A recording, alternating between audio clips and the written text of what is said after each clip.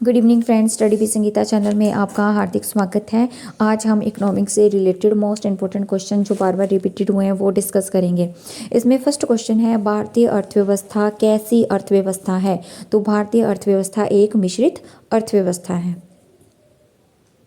भारतीय अर्थव्यवस्था किस पर आधारित है? जो भारतीय अर्थव्यवस्था है वो कृषि पर आधारित है। बंद अर्थव्यवस्था किसे कहते हैं?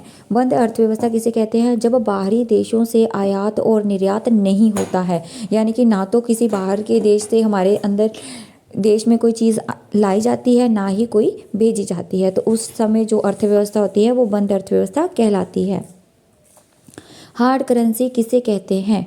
अंतर्राष्ट्रीय बाजार में मुद्रा की पूर्ति की तुलना में लगातार मांग अधिक होती है। हार्ड करेंसी किसे कहते हैं? जिस टाइम जो बाजार में है वो पूर्ति की तुलना में मांग अधिक होती है, यानी कि पूर्ति, कोई चीज़ है उसकी पूर्ति नहीं हो पाती है और उसकी डिमांड जो है बहुत ज़्यादा होती है। टैरिफ किसे कहते हैं? किसी देश द्वारा आयातों पर लगाए गए कर को टैरिफ कहा जाता है। नेक्स्ट है, रिसेशन क्या है? मंदी की अर्थव्यवस्था से है। इसका मतलब जब वस्तु की पूर्ति की तुलना में मांग कम हो तो रिसेशन कहते हैं। जब किसी वस्तु की जो पूर्ति है वो बहुत ज़्यादा हो जाती है, यानी कि कोई चीज़ मार्केट में बहुत ज़्यादा उपलब्ध होती है पर उसकी जो डिमांड होती है बहुत कम होती है, तो रिसेशन होता है। ठीक है। एस्टेट ड्यूटी किसे कहते हैं? किसी व्यक्ति की मृत्यु के पश्चात उसकी संपत्ति के हस्ताक्षरण के समय जो कर उस संपत्ति पर लगाया जाता है उसे एस्टेट ड्यूटी कहते हैं। नेक्स्ट है, मुद्रास्फीति, जिसमें कीमतें बढ़ जाती है और मुद्रा का मूल्य गिर जाता है। कीमतें बढ़ जाती हैं, ठीक है, कीमतें जो है वो बढ़ जाती है और मुद्रा का मूल्य जो है वो कम हो जाता है। स्टैगफ्लेशन क्या है? इसमें मुद्रास्फीति के साथ साथ मंदी की स्थिति भी रहती है। और मुद्रास्फीति क्या है? अभी हमने पढ़ा कि कीमतें बढ़ जाती हैं और मुद्रा का मूल्य जो है वो कम हो जाता है। फोर्थ एस्टेट का प्रयोग किसके लिए किया जाता है? तो ये किया जाता है प्रेस के लिए। भारत में राष्ट्रीय आय का आंकलन तैयार किया जाता है। किसके द्वारा तैयार किया जाता है? केंद्रीय सांख्यिकी संगठन के द्वारा। किसी देश के आर्थिक विकास का सर्वोत्तम सूचक है। अगर पता करना हो कि किस देश का आर्थिक विकास तेजी से हो रहा है तो वो कैसे पता किया जा सकता है? उस देश की जो प्रति व्यक्ति आय है उसको देख के। हांसे किसके बराबर होता है? ये होता है GNP माइनस NNP के।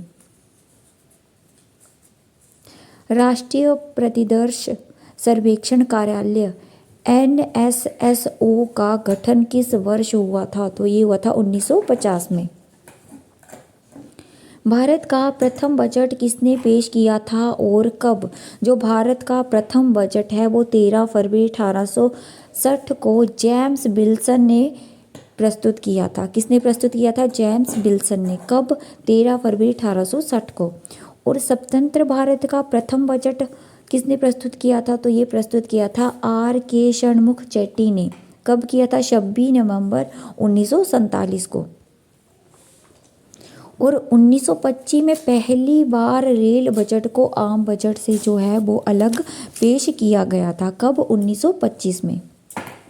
भारत में सबसे अधिक बजट पेश करने का श्रेय किसको जाता है? तो ये जाता है मोरारजी देसाई को। जो मोरारजी देसाई है उन्होंने 8 बार जो है वो बजट पेश किया है। भारत में वित्तीय वर्ष कब से शुरू होता है? तो भारत में वित्तीय वर्ष 1 अप्रैल से 31 मार्च तक।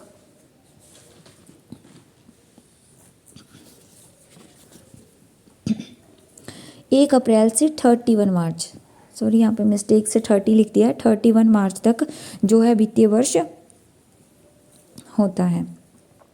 जीरो बेस्ड बजटिंग क्या है? यानी कि प्रत्येक वर्ष जो बजटिंग है उसकी शुरुआत नए सिरे से की जाती है, तो इसको कहते हैं जीरो बेस्ड बजटिंग। आगे है बैंक दर। रिजर्व बैंक ने बैंकों को ऋण देता है बैंक दर क्या है? जिस पर रिजर्व बैंक अन्य बैंकों को ऋण देता है। ठीक है, जब मुद्रा प्रसार होता है तो बैंक की दर बढ़ जाती है, जब मुद्रा का संकुचन होता है तो बैंक दर होती है वो भी कम हो जाती है। यानी कि बैंक दर हम बोल सकते हैं जिस पर रिजर्व बैंक अन्य बैंकों को ऋण देता है। रेपो दर, जिस पर रिजर्व बैंक बैंकों को अल्पकालिक ऋण देता है अर्थव्यवस्था में ताकि अतिरिक्त मात्रा जारी कर सके, अर्थव्यवस्था में तरलता की अत्यधिक मात्रा जो है वो जारी कर सके। रिवर्स रेपो दर, जिस पर रिजर्व बैंक बैंकों से अल्पकालिक ऋण लेकर अर्थव्यवस्था में तरलता वापस लाता है, उसको रिवर्स रेपो दर कहते हैं। भारत का सबसे बड़ा राष्ट्रीयकृत बैंक कौन सा है? तो सबसे बड़ा राष्ट्रीयकृत बैंक है SBI। भारत का निजी क्षेत्र का सबसे बड़ा बैंक वो है ICICI बैंक। भारतीय रिजर्व बैंक की स्थापना कब हुई थी? 1 अप्रैल 1935 में हुई थी। भारतीय स्टेट बैंक का पुराना नाम क्या था? भारतीय स्टेट बैंक का पुराना नाम इंपीरियल बैंक ऑफ इंडिया था। इसका नाम 1955 में 1955 में स्टेट बैंक ऑफ इंडिया रख दिया गया था। रुपए 10, 50, 100 और 500 के नोट पर किसके हस्ताक्षर होते हैं? तो इस पे हस्ताक्षर होते हैं रिजर्व बैंक के गवर्नर के। नेक्स्ट है, 1 रुपये के नोट पर किसके हस्ताक्षर होते हैं? तो 1 रुपये के नोट पर वित्त सचिव के हस्ताक्षर होते हैं। पहली बार 14 बैंकों का राष्ट्रीयकरण कब हुआ था? तो पहली बार 14 बैंकों का राष्ट्रीयकरण 1969 में हुआ था। भारतीय मुद्रा प्रणाली को किस वर्ष दशमलव प्रणाली में परिवर्तित किया गया था? तो ये किया गया था 1957 में। भारत में स्थापित प्रथम बैंक कौन सा था? तो भारत में स्थापित प्रथम बैंक था bank of Hindustan. Thank you दोस्तों, मेरे चैनल को सब्सक्राइब, शेयर और लाइक ज़रूर करें ताकि मैं आपके लिए और वीडियो बना सकूं।